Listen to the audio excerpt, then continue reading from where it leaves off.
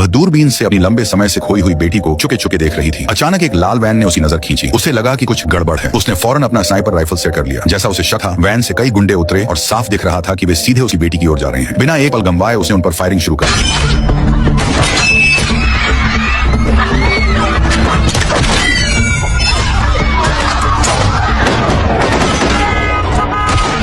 अफरा तफरी में उसने देखा कि एक टैटू वाला आदमी ने उसकी बेटी को पकड़ लिया। उसने गोली चलाने की कोशिश की, लेकिन आखिरी सेकंड में एक बस उसकी निशानेबाजी की लाइन में आ गई। मजबूरन उसने राइफल फेंकी और उसकी तरफ दौड़ पड़ी। एक हिटमैन ने उसे रोकने की कोशिश की, लेकिन उसने कार से उसे टक्कर मार दी।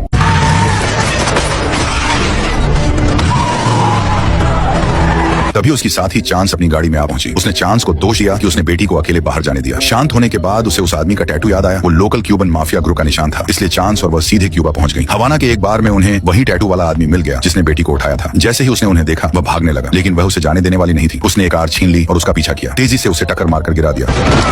चांस ने उसे खींचकर एक सुनसान गोदाम में ले जाकर पूछताछ शुरू की। जब वह नहीं बोला तो उसने उसे बुलवाने का फैसला किया। सेवा में रहते हुए कुछ चीजें सीखी जाती हैं, है ना? नहीं, बोल दे कब्रों। उसकी पूछताछ के आगे आखिरकार उसने बेटी की लोकेशन बता दी। उसी रात वे उस एड्रेस पर पहुंची जो उसने दिया था। बेटी को हथियार डीलर थॉर को बेच दिया गया था और वह उसके प्राइवेट एस्टेट में बंद थी। जगह पर भारी सुरक्षा थी। हर एंट्री पर हथियारबंद आदमी तैनात थे। रेस्क्यू के लिए सबसे पहले उसने सामने वाली पहाड़ी पर स्नाइपर राइफल सेट की।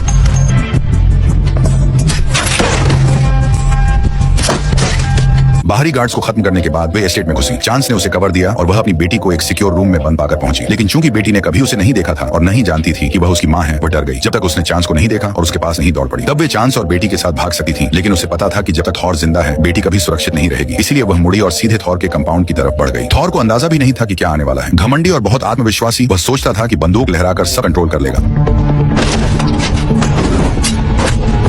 जब वे निकल रही थीं, तभी बेटी ने अचानक उससे पूछा, क्या तुम मेरी मां हो?